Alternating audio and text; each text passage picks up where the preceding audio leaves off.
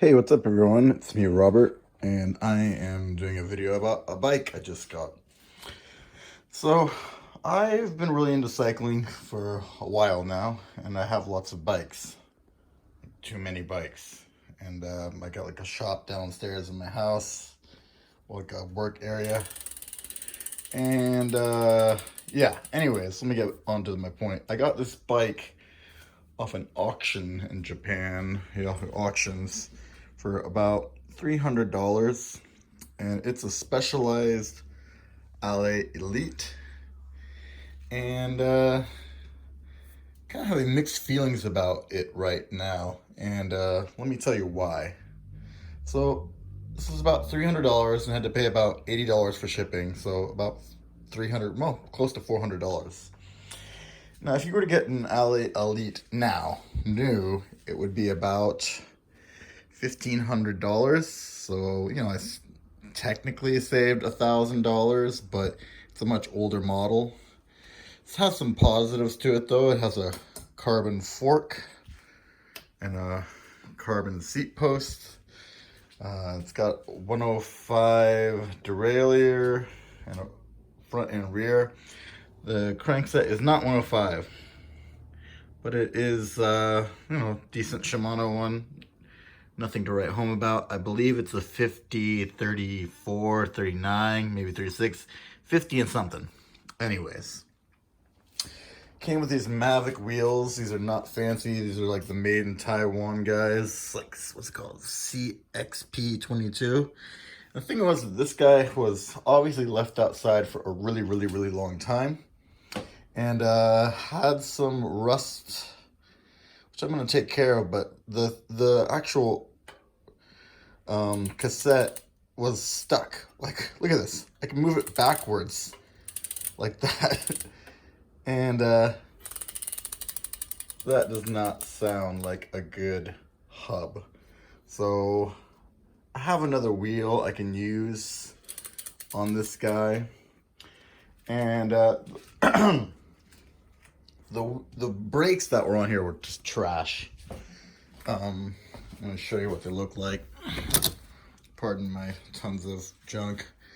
Look at how rusted this was. So it still opens and closes, but listen to that sound. It is awful.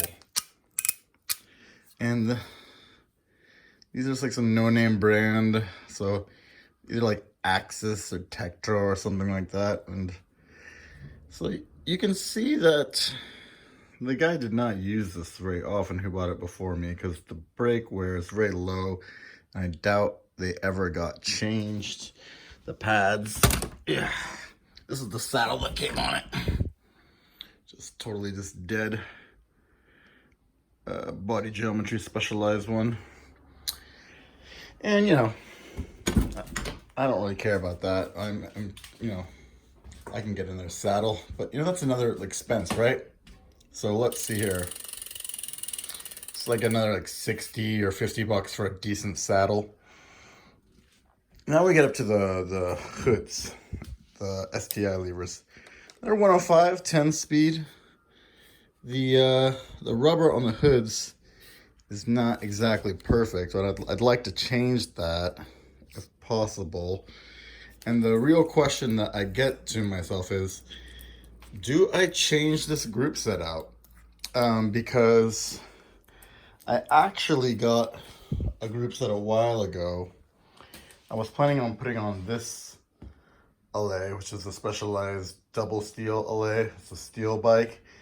But I think I'm going to try to go with a more vintage look on this guy and just totally get rid of the STI levers and go to down tune shifters, just to have this as a cruiser bike. And, because it's not really aggressive. And I have an entire Tiagra group set. And this is like in perfect condition. It's like almost brand new. Thing is that they're both 10 speed, the Tiagra stuff and the 105 stuff. So the question is, do I switch this to the Tiagra setup and make this Allez into something totally different, like a cruiser bike, something that's a lot less aggressive. I mean, this hub is just bothering the hell out of me. It sounds awful. Other things to consider. The Tiagra crank set down here, this guy. The crank arm is 170, and I'm about 6 feet tall. And this guy's are 172.5, which technically is better. So I could keep those as well. And so then I started thinking about like the price of everything to get into this. So let's see, I got this, and let's just say 400 bucks. So now I need to get a saddle, 50 bucks, bar tape, 30 bucks, a new chain, 20 bucks. And, you know, it really starts to add up, and you start asking yourself, shouldn't have I just bought a new bike if all these parts are worn out? And the purpose of this video, why I'm making it, is to like really think about like, if you're buying a used bike, think about how much money you're gonna have to put into it to fix the thing if it's not in perfect condition. And the reason I really wanted this bike was because I like Specialized. They're a cool company. I just like their whole vibe. It's a 56 size frame, which is my size, which is great. Had a carbon fork, had a carbon seat post. It's relatively light. And then, you know, you just think about like, if I were to buy this bike new or something similar to it that's new, it's close to $1,500.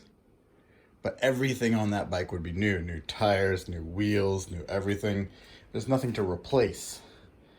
So my real question to myself is, do I invest more into this bike to make it awesome and end up paying close to what a new bike would cost?